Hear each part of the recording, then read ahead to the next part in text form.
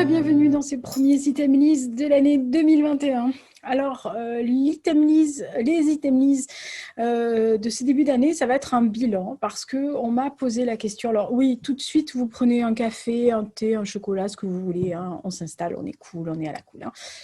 Hein. On m'a posé la question suite à en fait, un podcast que j'ai fait sur le sujet. Et on m'a dit, pourquoi tu ne fais pas la version vidéo? Alors, je trouve que la version vidéo est un peu ennuyeuse parce que je ne peux pas mettre d'extrait. J'ai un système de montage qui est bien pourritos, donc je ne peux plus vous insérer des photos. Par contre, ce que je ferai, c'est que j'essayerai de faire un montage avec des affiches pour vous le mettre avant la vidéo et après la vidéo pour que vous puissiez avoir un visuel, sachant que mon film préféré, je l'ai en DVD, donc je vous le montrerai. Donc, les items list de ce trimestre, en fait, ou de ce mois-ci, parce que je pense que je les ferai tous les 2 mois, c'est mon top 10 des 10 films et 10 séries que j'ai adoré en 2020. Alors attention, ce n'est pas des films ou des séries qui sont sortis en 2020, c'est des séries et des films que j'ai vus en 2020. Nuance de la bête. Donc, on commence tout de suite. J'ai ma petite liste. Oui, parce que je suis vieille et je ne me rappelle plus de tout. Donc, on commence par les séries, parce que ce sera quand même beaucoup plus sympa. Alors, j'ai retenu 10 séries, sachant que j'en ai mis 4 qui étaient pas loin de rentrer dans le top 10. Donc, dans les bonus de l'année que j'ai vu, que j'ai beaucoup aimé, il y a Le Jeune Wallander qui était, alors si je me souviens, je crois que c'est sur Netflix, qui est en fait la jeunesse, les premiers pas dans la police de Kurt Wallander, le célèbre détective que nous, on connaît sur Arte, qui est passé sur Arte, avec le toujours merveilleux et parfait Kenneth Branagh. Donc là, c'est Adam Paulson qui le fait. C'est vraiment très, très bien fait. Bon, il y a eu des trucs, etc. J'essaierai de vous mettre les podcasts en lien quand j'en ai parlé. Je ne suis pas sûre de pouvoir me rappeler de tout. Simplement, vous avez qu'à aller dans les podcasts. De toute façon, je mets le listing et il y a les photos. Donc, si vous voyez Kurt Wallander, voilà. Mais j'essayerai de le faire, mais en tous les cas, il ne fait pas partie des top. Donc, voilà. Autre série qui fait partie des bonus, Hunters, qui était sur Prime. Cette histoire de chasseurs de nazis aux États-Unis, c'est très décalé. J'en ai parlé dans les items de décembre. C'est très décalé, c'est un peu cartoonesque. Ça peut choquer certaines personnes vu le traitement qui est fait sur certaines parties de l'histoire. Donc voilà, moi j'ai beaucoup aimé. Il y en a qui n'ont pas du tout adhéré. Si vous passez la première scène du premier épisode, vous passez. Autre série allemande, cette fois-ci, Biohackers, que j'ai vue sur, je ne sais plus. Bon, bref. Je crois que c'est sur Netflix aussi. Cette histoire de jeune femme qui va se retrouver dans un train avec des passagers qui vont avoir une espèce d'attaque ou de malaise, ou etc. Et qui va se rendre compte qu'il y a une espèce de machination qui va elle-même enquêter parmi la biotechnologie, de savoir comment c'est fait. Alors, il y a aussi une espèce de triangle qui n'est pas un triangle amoureux, mais qui a une espèce de... On sent très bien que le troisième, il est là pour la façade. Hein. Voilà, mais c'est hyper bien foutu. La fin de la saison 1, je pense, ouvre sur une saison 2 automatiquement. Mais franchement, c'est bien fait. Voilà, moi, j'ai bien aimé. Et la saison 5 et demi, on va dire, puisqu'il n'y a que la première partie de la saison 5, puisque Covid oblige... Ils ont arrêté les tournages de Lucifer, qui revient des enfers et qui se tape finalement la petite blonde, enfin, au bout de 4 saisons, enfin 5. Mais comme il y a Papounet qui débarque en plein milieu de la saison, enfin Papounet c'est Dieu, hein, je pense qu'on va beaucoup rire. Enfin, eux, moi, hein, les gosses, mais nous, on va beaucoup rire. Donc on attaque le top 10. Voilà, alors top 10, 10, Sparta, c'est une série russe où il y a une machination entre un inspecteur et un jeune lycéen qui, suite au suicide de leur prof, vont faire basculer cet inspecteur dans leur univers parallèle des jeux vidéo et virtuels. Franchement, c'est hyper bien foutu. Bon, moi, je l'ai vu en russe, donc c'est encore plus intéressant. Mais honnêtement, j'ai vraiment adhéré du premier au dernier épisode. Et même le dernier épisode, c'est absolument à tomber. Quoi. Voilà. Donc, Sparta. Snuff, c'est dans les bois. Je ne me rappelle. Alors là, je me rappelle plus sur quelle plateforme. Je crois que c'est Canal. C'est la version polonaise. Hein. Voilà. Oui, moi je me tape les trucs polonais, russes. Enfin, bon, je pense que vous avez l'habitude. En polonais, hein, s'il vous plaît. C'est adapté librement, mais c'est hyper bien foutu de ce camp de gamins qui, en fait, il y a deux gamins qui disparaissent dans la nuit. On ne les a jamais retrouvés. Donc, il y a 20 ans plus tard, un des gamins, enfin des frères de la petite, est procureur. On retrouve des choses. Enfin, c'est hyper bien fait. C'est très lent à un moment donné, enfin c'est lent, c'est pas lent dans le sens où c'est pas bon, mais c'est vraiment filmé lentement à des moments et ça peut perturber certaines personnes qui aiment bien l'action. Moi j'ai adoré.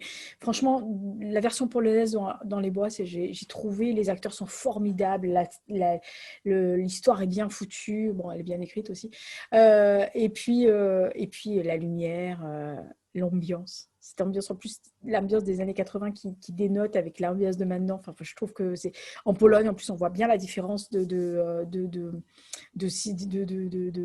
pays entre avant et après. Quoi. C'est hyper bien fait. 8, bah, la série marrante de l'année, hein, en gros, Space Force, complètement barrée. Complètement barrée. Alors, il y en a une qui aurait pu rentrer dans le top 10, sachant que je l'ai vue quasiment à la fin de l'année, donc du coup je ne l'ai pas rentré, qui est, je pense qu'il sera dans le top 10 de l'année prochaine, qui est Young Doctor Notebook, que j'ai vu sur Arte, qui date de presque 10 ans, mais que j'ai vu. Enfin, moi, voilà, je le cherchais, je ne le trouvais pas, ça m'énervait. Puis j'aime pas acheter des DVD si je ne connais pas la série, donc du coup, voilà. Et puis je télécharge très mal parce que j'ai toujours du mal fou à regarder les trucs sur l'ordinateur, la tablette et tout. Bon, bref, je suis une vieille génération. Franchement hilarante. Mais alors, Space Force, avec Steve Carell et John Malkovich. Alors, il y a des gens qui n'ont pas du tout aimé. Il y a des potes qui m'ont dit, mais c'est pas drôle, ta connerie. Et moi, je me suis bidonnée jusqu'au début, à la fin. Steve Carell est nommé genre général en chef de Space Force, c'est-à-dire le mec, il est censé en fait monter une opération pour aller sur Mars. Mais il est pas doué, il est pas bon, il n'y a que des merdes qui lui arrivent. Il est affublé d'un ingénieur qui ne sait pas du tout, il met les mains. Il a un secrétaire parce que c'est un militaire, un secrétaire qui est complètement à l'ouest à côté de ses pompes. Sa fille, elle a du mal à se faire, mais il faut absolument qu'elle fasse que des conneries. Sa femme est en tôle dès le début du truc, donc il va en visite conjugale. Enfin, moi, ça m'a fait marrer. Je me suis bidonnée tout le long. Donc, Space Force. 7. Alors, elle aurait pu être plus haute. Hein. J'ai eu du mal. Hein. Je vous jure, ça m'a arraché les veines de le faire. Snowpiercer. Donc, ça, c'est sur Netflix. C'est l'adaptation en série télé du célèbre Snowpiercer, donc la BD qui avait été déjà fait en film sublimement beau de film. Et là, la série ajoute une enquête qui n'est pas dans la BD, mais franchement, elle est hyper bien foutue. En plus, j'aime beaucoup Jennifer Connelly, donc voilà, dès qu'il y a Jennifer Connelly dans quelque part, je regarde, hein, voilà.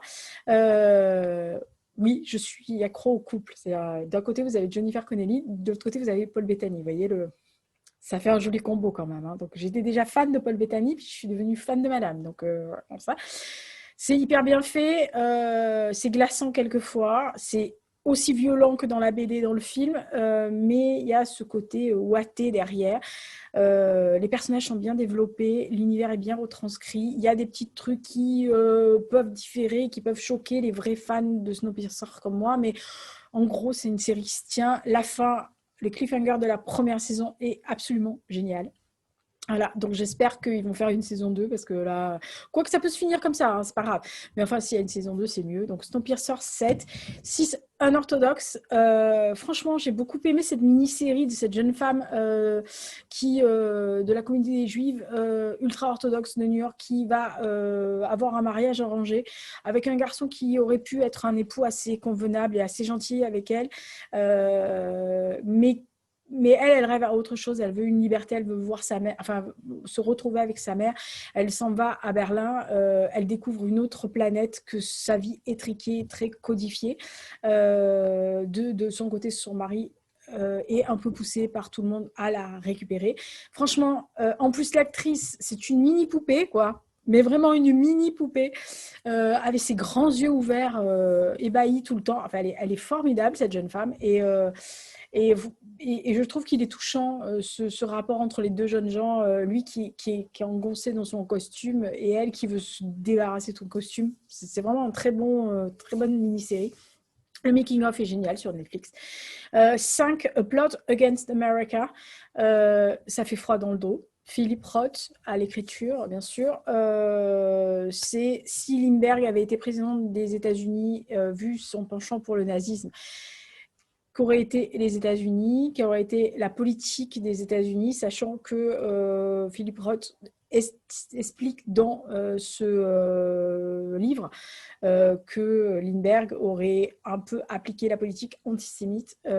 Et donc là, on est en présence d'un haut influenceur, on va dire, dans la communauté des Juifs qui va être absolument fasciné par Lindbergh et il ne va même pas se rendre compte qu'il est en train de mettre en place en fait plus ou moins pas une épuration, mais en tous les cas la mise au banc de sa communauté. Voilà. Donc c'est vraiment fascinant, mais ça fait voilà, c'est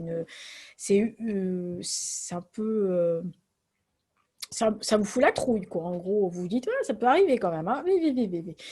4, The English Game. Alors, si vous n'êtes pas sur la chaîne depuis longtemps, ou si vous y passez maintenant, si vous arrivez, je suis un auteur, une lectrice, et je suis fan de foot, de Liverpool, notamment. Et je supporte aussi l'Olympique de Marseille. Mais voilà, je suis une fan de foot, pour le ballon, voyez, pour le jeu, voilà, je suis capable d'aller voir des cadets jouer, moi, hein, donc voilà, jusque-là, et je ne crache pas sur l'équipe adverse, je râle comme un putois, je gueule comme un veau devant la télévision ou dans un stade, mais une fois que c'est fini, mon équipe perdant ou gagnant, le mec d'à côté, c'est pas mon ennemi, donc voilà, j'aime le foot.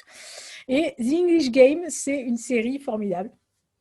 Qui revient en fait à la base du football, qui était encore amateur, qui était géré par l'élite anglaise, qui sortait notamment de Eton, qui était une des... Enfin, ils avaient pris la main, c'est-à-dire que bon, il y avait en gros eux et les autres, et ils avaient monté une fédération anglaise, la première fédération de football. Ils avaient établi des règles, etc. Et il y avait des petites équipes locales, faits d'ouvriers ou enfin des gens du peuple, et jusqu'à présent ils ne jouaient qu'entre les élitistes. Et un jour arrive un footballeur qui est hors classe et qui va rentrer dans le football moderne, va faire rentrer dans le football moderne puisqu'il va devenir le premier footballeur entre guillemets pro, payé pour jouer au foot, transféré pour jouer au foot, la bonne société anglaise ne comprend pas parce que ils sont voilà, c'est le noble sport, c'est pour la beauté du geste, l'amateurisme, etc. Mais un des Etoniens va comprendre comment va marcher le futur football et va, au contact de ce joueur-là et de cette changer lui-même de comportement et d'état d'esprit. Donc moi, j'ai trouvé que c'était très bien retransmis. Connaissant le foot et aimant le foot et connaissant cette histoire de ces deux joueurs formidables, j'étais joie, comme dirait certaines personnes. 3, alors là, on rentre dans les top 3. 3, c'est Three Girls, que j'ai vu sur Arte, qui fait froid dans le dos. C'est 3 jeunes filles adolescentes anglaises qui sont d'un milieu assez modeste, pour pouvoir dire assez pauvre pour certaines, qui vont tomber sous le joug d'une communauté pakistanaise, qui d'ailleurs a beaucoup morflé suite à cette histoire, parce que c'est une histoire vraie. Hein. C'est tiré d'une histoire vraie. Qui va en fait sous prétexte que ces jeunes filles sont un peu désœuvrées, laissées seules à elles-mêmes et que on leur offre un hamburger, on leur offre un truc, etc. Elles vont commencer à se prostituer et donc petit à petit, elles vont rentrer dans cet engrenage-là. C'est une histoire qui a défrayé la chronique en Angleterre, Free Girls, et qui a mis vraiment à un moment donné la communauté pakistanaise dans un très mauvais on va dire rapport parce que évidemment les gens ont fait des amalgames entre 3 connards et le reste de la communauté qui est bien. Voilà, on parle des 3 abrutis. Voilà, donc c'est glaçant, c'est sur 3 épisodes, c'est vraiment glaçant, mais c'est la réalité brute de certaines civilisations maintenant et de certaines sociétés maintenant. Donc voilà, et c'est vraiment très très c'est anglais, hein, donc il n'y a pas de faux semblants, il n'y a pas de petites guimauves, il n'y a pas de pétales de rose qui descendent du plafond. Hein, je vous le dis tout de suite, c'est de l'anglais. Hein, donc voilà, mais j'ai adoré parce que il y a quand même une défaillance du côté du système social anglais qui est pareil que dans les autres systèmes, on va dire, du monde. Hein, voilà, c'est bordel partout. En gros, une personne qui n'arrive pas à se faire son travail parce qu'elle n'a pas les moyens de le faire va laisser passer un truc qui, de fil en aiguille, va devenir une espèce de gros sou. Voilà. Alors, j'ai eu beaucoup de mal, les 2 premiers. Mais le premier était immuable, parce que je suis dingo. Mais le 2, c'est Dead Wind, que j'ai vu sur Netflix, qui est une série finlandaise, si je me souviens bien. Mais je crois qu'ils sont finlandais. Où il y a une enquête. Alors, l'enquête, on trouve une femme morte sur un terrain vague qui est la propriété d'un architecte et d'une compagnie très connue de bâtiments, machin. Bon, ça, c'est l'enquête. Mais alors, les 2 personnages de flics, d'enquêteurs, cette femme et cet homme qui n'ont rien en commun au début d'ailleurs, elle est fonce, elle est folle, elle est complètement téméraire. Lui est beaucoup plus calme, beaucoup plus carré, beaucoup plus procédurier aussi. Et de fuite en avant, en faux semblant, en enquête, en rebondissement, etc. J'ai trouvé et tout ça dans cet univers ouaté des pays nordiques, j'ai trouvé ça fabuleux, quoi. Et les dernières scènes, moi j'avais mon petit cœur qui serrait, quoi. Donc comme quoi, vous voyez, des fois il y a des trucs comme ça, vous vous dites, oh, il y a tout qui était joli dans enfin, même si c'est sordide quelquefois, mais voilà, la série est limpide, voilà, c'est ouaté, voilà, Deadwind. Je ne sais même pas vous expliquer ça. Si vous aimez les polar nordiques, si vous avez aimé ce genre de truc, il faut aller voir Deadwind parce que je suis sûre que l'enquête, l'ambiance, les paysages, la, la réflexion, la mentalité va vous plaire. Donc, si vous aimez les trucs nordiques, allez-y, foncez Deadwind. Et un immuable. Babylone Berlin. Oui, je sais. Ah bah alors là, oui, vous allez en bouffer hein, du Gary Hart. Parce que vous avez vu le book haul du début du mois, la palier à lire du mois, vous allez voir le truc qui va arriver, quoi. Alors, Babylone Berlin, cette fois-ci, c'est la saison 3. Elle est calquée sur le livre que j'ai chroniqué au mois de novembre pour The Black November, La mort muette. Donc, en fait, on est à la charnière des années 30. C'est une vague de meurtres ou de disparitions d'actrices du cinéma muet allemand, alors connues ou moins connues. Alors là, on n'est pas dans le livre, puisque c'est librement adapté, mais le personnage de Geron Hart a toujours ses démons dans tous les sens, un pauvre garçon. Il se débat avec les morts, les vivants, son addiction, sa façon de ne pas bien se comporter, son ex-amoureuse qui en a ras-le-bol, et on va dire, sa complice dans la police, Charlotte Richter, qui elle se débat aussi dans ses emmerdes, dans sa famille, dans ses problèmes, une de ses amies qui s'est accusée d'un meurtre qu'elle n'a pas commis et qui est à l'article de se faire exécuter, donc elle cherche le moyen de la disculper et de la sortir de là, avec aussi l'aide de Gary Hart. Donc lui, il enquête d'un côté, elle enquête sur autre chose, mais leurs enquêtes s'entrecroisent. Ils sont toujours à la frontière tous les deux de ne faire qu'un. Alors, c'est pas amoureusement, contrairement au livre, où véritablement ils ont une relation amoureuse. Là, dans la série, c'est plus... Alors, on sent que ça pourrait arriver, mais les scénaristes n'ont pas tiré ça. C'est-à-dire que pour l'instant, les 3 premières saisons, ils n'ont pas du tout joué une ambiguïté. Il n'y a pas d'ambiguïté entre les deux, parce que de toute façon, Rart a une femme dans sa vie quand on commence la saison 1. Elle enchaîne garçon comme fille, ça ne la gêne pas. Elle est très très libre, Charlotte Ritter, dans les années 30. Mais on sent qu'il y a un attachement réciproque dans les deux, donc ça pourrait basculer dans la saison 4, on ne sait rien. En tout cas, si ça ne bascule pas, c'est pas gênant, mais alors pas du tout, parce que les personnages sont géniaux, les décors, la reconstitution, l'intérêt de les intrigues, le background historique, enfin bref, Babylone Berlin. Voilà. Donc ça, c'est le top 10 des séries. Donc je récapitule. 1, Babylone Berlin. 2, Dead Wind. 3, Three Girls. 4, The English Game. 5, A Plot Against America. 6, Unorthodox. 7, Snowpiercer. 8, Space Force. 9, Dans les bois, version polonaise. 10, Sparta et les bonus. Donc The Jeune Wallander, Hunters, Biohackers et Lucifer, saison 5 et demi.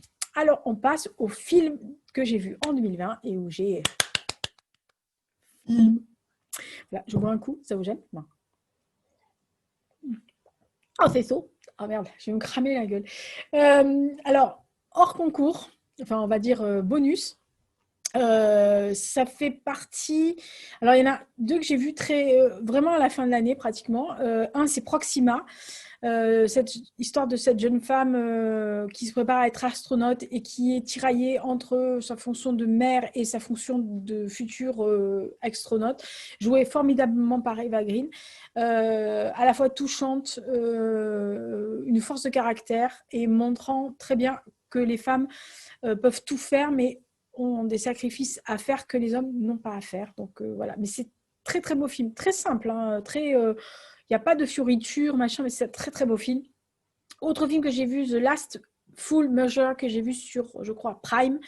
L'histoire, en fait, d'un combat d'anciens combattants du Vietnam qui vont essayer d'avoir la médaille la plus honorifique américaine pour un jeune homme qui était un jeune infirmier qui est venu les secourir et qui est resté sur le terrain et qui est mort et qui n'a jamais été retenu parce qu'il n'était pas censé être là, etc. Donc c'est vraiment The Last Full Measure. C'est vraiment un très beau film. En plus, il y a un très beau casting et c'est émouvant au possible. Et à la fin, je vous mets au défi de ne pas pleurer. Hein, je vous le dis tout de suite. Autre film que j'ai beaucoup aimé, c'est The Dark Valley. Alors, c'est très gothique, très très gothique. Ce mec qui arrive dans une vallée retirée où se passent des choses assez bizarres, etc. Il y a une espèce d'ambiance familiale glauque là-dedans, vous le sentez à 20 mètres. Lui, il arrive, il a un passé, il est très mystérieux, on ne sait pas pourquoi il est là, on sait à peu près, mais on se doute. Je vous dis, c'est très gothique. Moi, c'est avec Sam Riley, j'ai adoré. Oh, déjà, j'aime bien l'acteur, mais alors là, cette espèce d'ambiance de plomb, un peu, comme je vous dis, entre le glauque et le gothique. Voilà. Je suis sortie de là, et en plus, alors, le directeur photo, là, le travail du garçon, c'est merveilleux. Et Hors Norme, qui est un film français qui est beaucoup plus terre à terre, puisque c'est l'histoire de 2 hommes qui se débattent comme ils peuvent pour placer, pour entretenir des rapports avec des autistes. Et c'est aussi toute la difficulté d'avoir des associations ou avoir des structures viables qui reçoivent l'agrément de l'administration qui est toujours un peu obtus, c'est-à-dire c'est des cases, si vous ne rentrez pas dans la case, vous avez un peu de mal. Si vous mettez une case, vous cochez et que ça dépasse, c'est pas pris en compte. Vous voyez, vous connaissez, nous on est, voilà, c'est l'administration française, mais c'est comme ça. Donc moi j'ai trouvé que Hors Norme est un très très beau film parce que justement ça rassemble beaucoup de valeurs. Et il y a aussi des dénonciations de certaines choses qui pourraient être beaucoup plus faciles et simplifiées pour le quotidien, mais qui ne le sont pas. Donc vraiment Hors Norme, c'est sur Canal+, je l'ai vu. Donc top 10. Donc le 10, c'est Green Book. Cette histoire de ce pianiste noir américain qui va faire une tournée dans le sud profond des États-Unis dans les années 60, 50-60, pas bon augure, qui va engager un chauffeur blanc, un peu bas du plafond, un Italien de New York, il est ni raciste ni rien, mais il s'en fout. En fait, il vit dans sa communauté, donc en gros, il connaît personne d'autre. C'est Viggo Mortensen, et qui va trimballer cet homme qui a un passé, qui a des choses aussi. Chacun a son poids, ses bagages sur le dos. Et petit à petit, chacun va s'ouvrir à l'autre, à la culture de l'autre, à la vie de l'autre, à la communauté de l'autre. Et je trouvais que, voilà, alors en plus, voilà, ça dépeint bien le sud des États-Unis à ce moment-là, et il y a encore des relents, hein, mais c'est un très beau film sur aussi la tolérance et l'ouverture aux autres. Donc voilà, Green Book. 9. Voilà. Alors ça, film russe par excellence, où vous dites l'autre, elle a pété un câble. T-34. Alors, T-34, c'est l'histoire d'un chat russe. T-34, c'est vraiment un chat. Hein. Je le dis pour ceux qui ne connaissent pas. Oui, la débile aime bien les chars aussi. Et en fait, c'est l'histoire d'un commandant de char russe qui va affronter un char allemand sur son territoire, qui dans un premier temps va se faire dégommer, qui va être prisonnier. Donc, il va être un des prisonniers les plus mystérieux puisqu'il refuse de dire son nom, son grade, etc. Ce commandant allemand qui avait dégommé son char est censé monter une escouade d'un russe pour renseigner en fait aux nouveaux promus tankistes allemands pour pouvoir gagner la guerre en Russie. Et donc il va récupérer cet homme qui était son ennemi pour qu'il lui enseigne aux futurs vainqueurs en gros. Mais le garçon est très intelligent en plus d'être beau. Et il va retourner la manœuvre contre les nazis. Alors évidemment, dans tout film russe, dans toute série russe, il y a une bleuette, hein, je vous le dis tout de suite. Elle gêne pas, hein, pas du tout. Alors vous me connaissez, je suis pas... Alors moi, si impératrice, machin truc, ça me gave. Mais dans les films russes, vous le savez. C'est-à-dire qu'à la base, vous savez qu'il va avoir une histoire d'amour gnangnan à un moment donné avec une scène cucul à praline.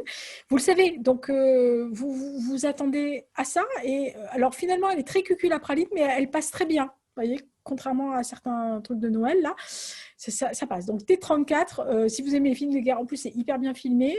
Il y a des arrêts sur image ou des ralentis quand ils envoient des obus. C'est formidable. C'est russe, hein, voilà. Mais moi, j'aime beaucoup ce cinéma-là, mais ça fait son job. C'est un film de guerre, ça fait très, très bien son job, c'est bien foutu, et c'était pas loin de la réalité. Alors, 8, non, je sais plus où j'en suis. 10, 9, 8, oh, j'en ai mis plus que ça. 7. Ah, j'en ai mis 11. Ah, je sais pas pourquoi. Ah oui, non, parce qu'ils sont ensemble, les deux, là. Alors, il y en a Attentat à Mumbai et Je ne me tairai pas. Alors, Je ne me tairai pas, c'est un téléfilm que j'ai vu sur Arte qui parlait d'une jeune femme allemande qui va dénoncer quelqu'un qui a fait des exactions pendant la Seconde Guerre mondiale, mais que tout le monde, enfin, on a mis comment dire, ça y est, je trouve plus. On a mis le couvercle sur la soupière ou sur la casserole pour éviter, pour étouffer, etc. Et elle ne va pas se taire et elle va malheureusement se prendre tout ce qui est contre elle. Mais c'est une femme qui a une volonté, qui va y aller et qui vraiment, c'est un très très beau téléfilm que j'avais vu sur Arte qui est très très touchant et que j'avais beaucoup beaucoup aimé. Je trouve qu'il y a une jolie morale à la fin. Et donc, franchement, voilà, ça fait partie des téléfilms allemands ou des films allemands, de la génération allemande, là, qui est en train de faire des films sur certains sujets très sensibles de avant-guerre, de Seconde Guerre mondiale, je parle là, de avant-guerre et après-guerre, et le passé, l'histoire et l'héritage. Là, c'est juste après la guerre. Et franchement, voilà, ils ont vraiment une génération montante incroyable. Et l'autre film, c'est Attentat à Mumbai. Alors, cette fois-ci, c'est malheureusement lié aux attentats qui s'étaient passés dans cette ville de Bombay, puisque c'est Mumbai.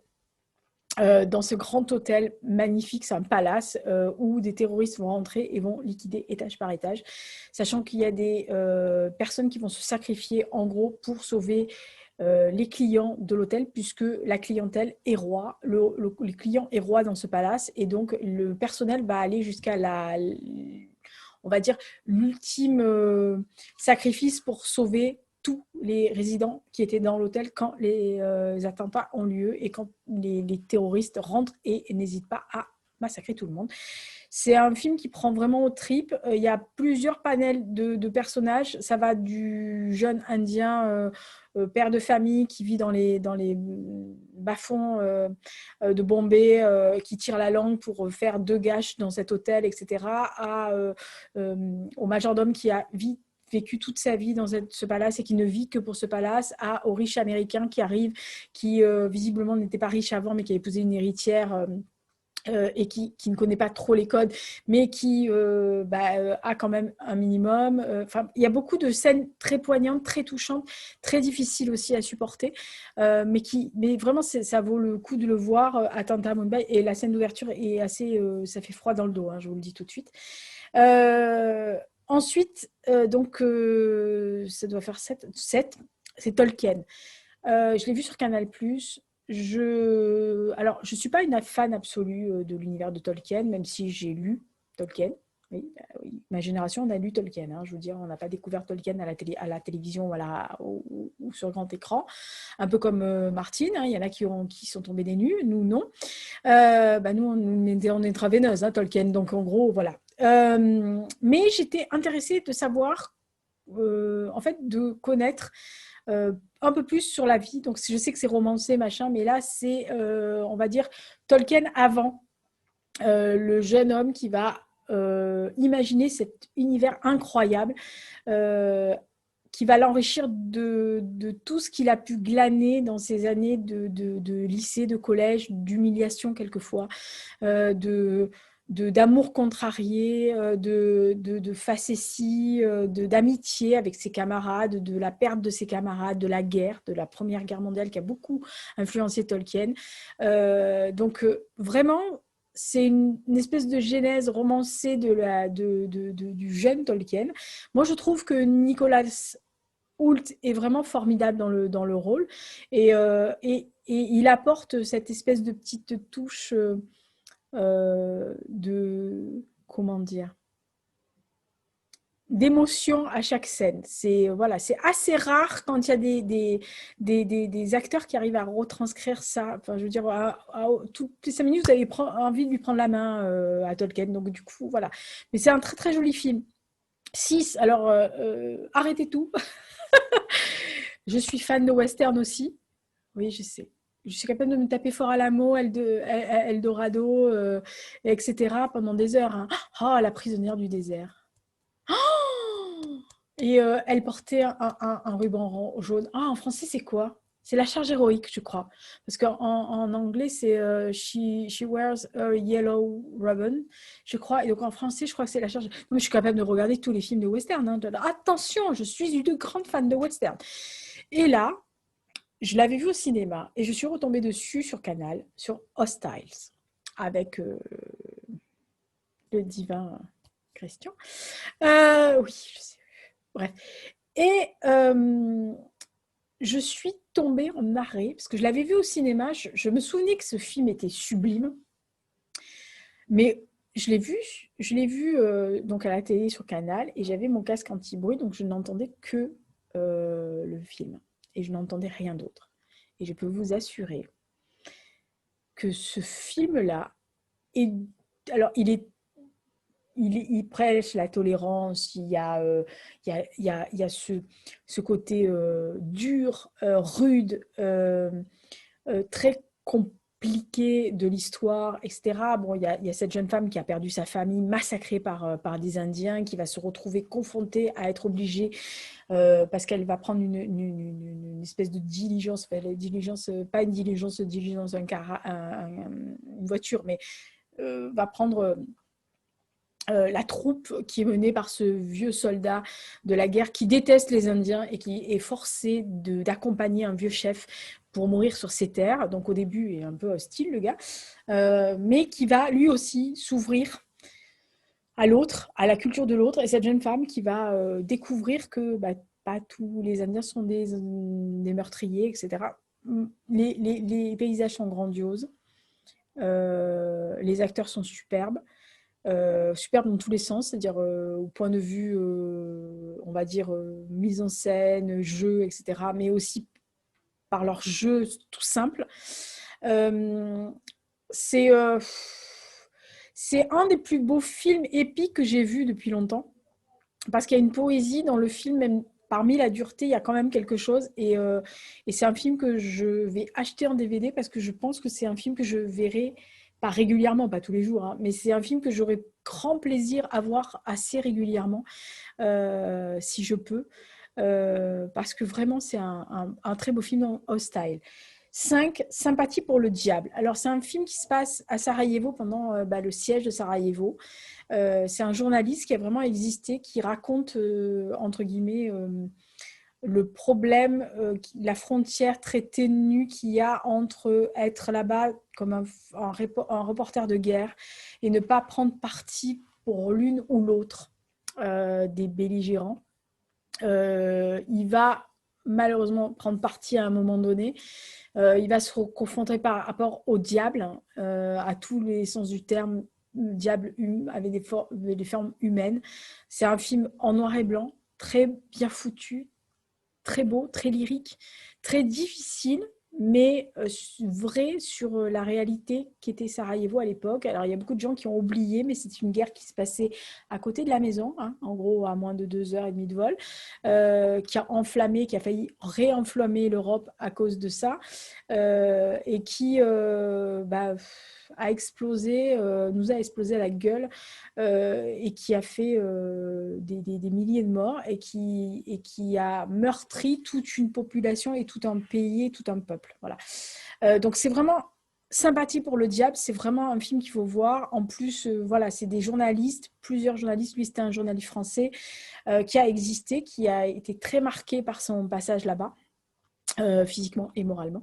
Et franchement, c'est un très très très beau film. Moi, j'ai vraiment été ébahie. Je connaissais l'histoire de ce journaliste, mais alors là, voilà, ça vous prend bien à la gorge et bien à la tête.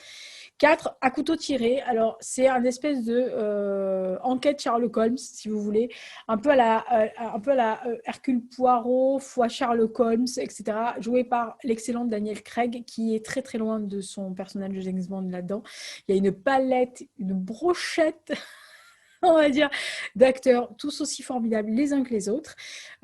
C'est loufoque, c'est décalé, c'est complètement hallucinant. L'enquête est vachement bien foutue. Il y a des faux semblants, des fuites, des choses trappes, des machins.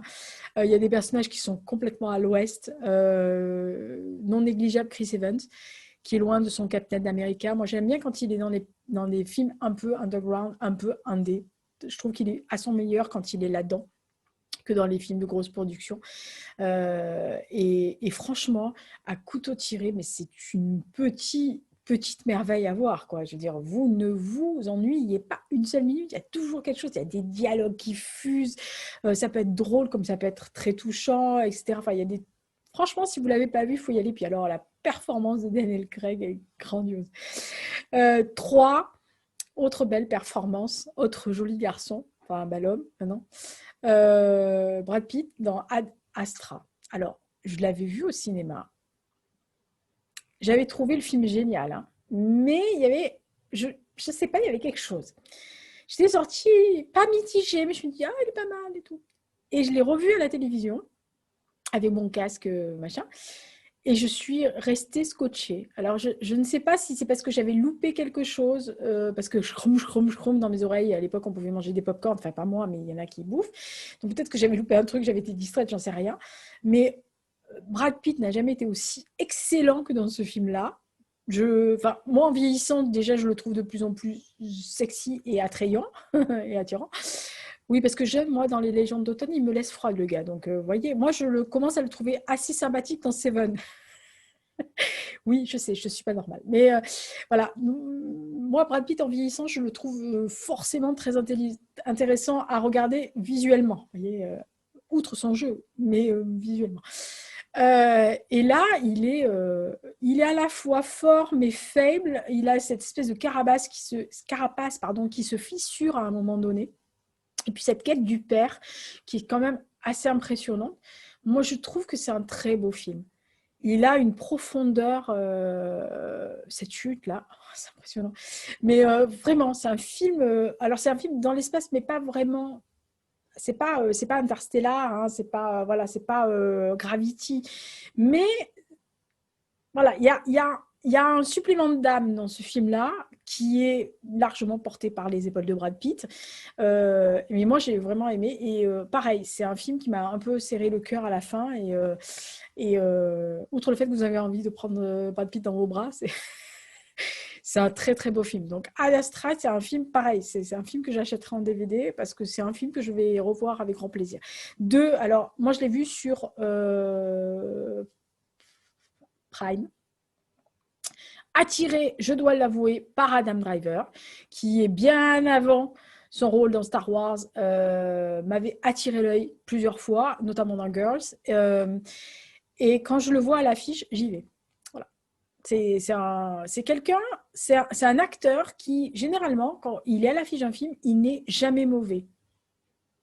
Voilà, j'ai rarement vu un film où Adam Driver est mauvais. Le film peut être mauvais, hein. Enfin le film peut être... mais lui, il n'est jamais mauvais, ce gars. Donc voilà. Et The Report, c'est vraiment l'enquête... une enquête au sein du système judiciaire américain relevant pour la torture.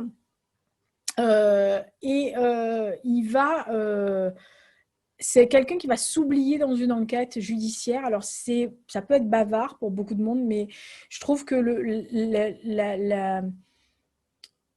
le jusqu'au boutisme que met ce personnage à sortir cette histoire, à sortir le moindre aspect qui peut choquer, qui peut être caché par le système américain et se mettre en danger comme il se met en danger personnellement et moralement et professionnellement. Voilà, tout ça porté par Adam Driver. La mise en scène est hyper simpliste. Il n'y a pas de fioriture, il n'y a pas d'effets spéciaux, il n'y a pas de boum boum, il n'y a pas de tuerie, etc.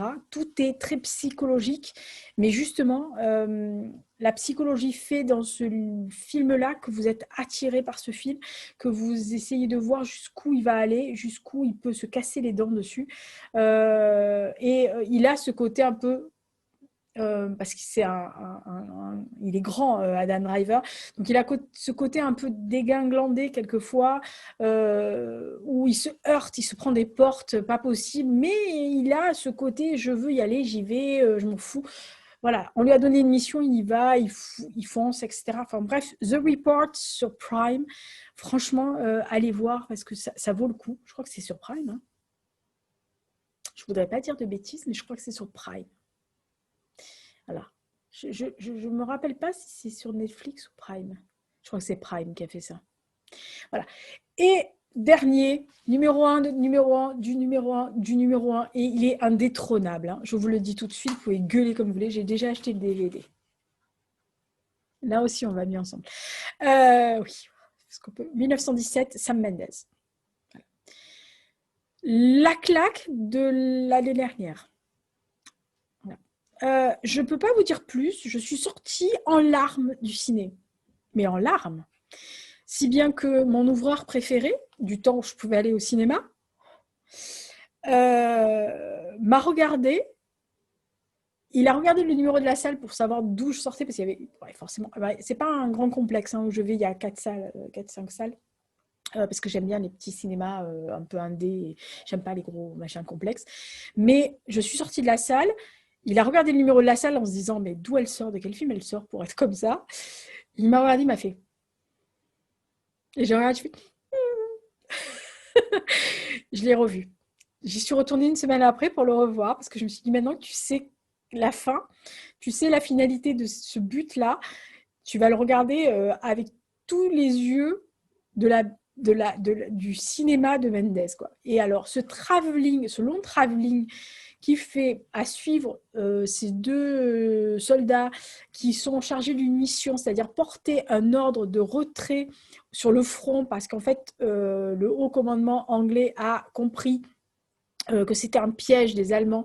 Donc, si il y avait une offensive le matin suivant, ils allaient envoyer 5000 personnes, enfin soldats à l'abattoir. Donc, ils chargent ces deux-là, dont un qui est le frère d'un des lieutenants qui est sur le front, de traverser toutes les lignes, y compris le No Man's Land, pour aller porter cet ordre de retrait, cet ordre de ne pas y aller, parce que c'est un piège. Et vous allez suivre ces deux soldats qui vont, c'est la mission de leur vie, quoi, en gros, et qui vont traverser les lignes. Alors d'abord, ils traversent leurs propres tranchées en rencontrant des personnages. Alors vous avez des acteurs hyper connus. Hein. Vous avez des Colin Firth, des Mark Strong, vous avez Benedict Cumberbatch aussi, vous avez Andrew Scott. Ils font des apparences de 2-3 minutes. Je vous le dis tout de suite, hein. Il y a Richard Madden à la fin qui fait dans le film ils font des apparitions de 2-3 minutes, ces acteurs-là, qui sont quand même des gros acteurs, et qui laissent la place à ces deux acteurs, et qui sont formidables. Voilà.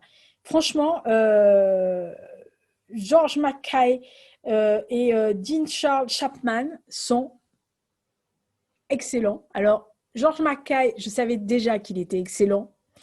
Mais tous les deux, là, ils font un duo incroyable. Le personnage qui est joué par Mackay est d'une justesse et d'un... Il est parfait, ce personnage. Et malgré les failles qu'il peut avoir, la dernière scène, je pense que c'est celle-là. Alors, on va dire les deux dernières scènes, les 5 dernières minutes du film, au moment où il rencontre un autre personnage, il y a eu un échange entre les deux, muet, limite, qui vous arrache le cœur. Et la dernière scène, ça finit de vous l'arracher, de vous le sortir de la poitrine, et vous faites comme moi, vous pleurez. Je suis sortie de là, j'étais en larmes.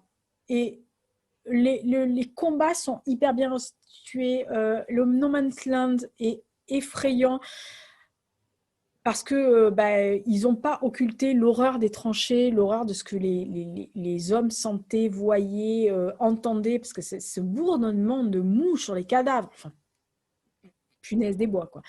Déjà au cinéma, vous l'entendez vraiment, parce que c'est en stéréo, Dolby Zero. Là, moi, je l'avais au casque, anti-bruit, c'est pire. Vous entendez que ce bourdonnement de mouches, vous voyez, il vous montre, enfin, c'est pas, il vous cache pas la réalité. Le travelling est sublime. On suit dans la continuité. Alors, bien sûr, il s'est arrêté pour tourner, mais c'est fait de telle sorte que vous n'avez pas l'impression que c'est arrêté. Alors, bien sûr qu'il y a des coupes et on se doute, mais voilà. Il y a une scène de clair-obscur à la Boulogne ou à la Caravage dans le film, qui est à tomber par terre, dans le sens où vous avez aussi peur que ce que vous êtes touché, que vous êtes ému, que vous avez la rage. Enfin, c'est dans une seule scène. Enfin, dans cette scène-là de globalité, vous avez toutes les émotions qui vous passent par-dessus. Il y a des moments d'une poésie. Tout d'un coup, en plein milieu de l'horreur et du désastre, il y a un truc qui vous tombe dessus, une petite poésie, un petit truc, mais un bijou, genre un bonbon sur la langue, quoi. Vous vous dites, oh mon Dieu. Voilà. Vraiment, le film de l'année, c'est 1917. Voilà. Alors, je recapépète, hors compétition, Proxima, Last Full Measure de Dark Valley et hors norme. 10, Green Book. 9, T-34, film de guerre. 8, sur la même marche du podium, Attentat à Mumbai et Je ne me tairai pas, qui est un téléfilm sur Arte. 7, Tolkien. 6, Hostile, western moderne, mais un western sublime. 5, C'est parti pour le diable. 4, À couteau tiré. 3, Ad Astra. 2, donc The Report. Et 1, et je vais finir sur ça, sur 1917. Si vous n'avez qu'un film à voir, même si vous n'êtes pas film de guerre, Sam Mendes, quoi. Merci, Monsieur Mendes. C'était donc mon top 10 des séries et films vus en 2020 que j'aime. C'était les Itemies de janvier. Au revoir. J'adore ce film. Non, mais vraiment, ce truc, c'est...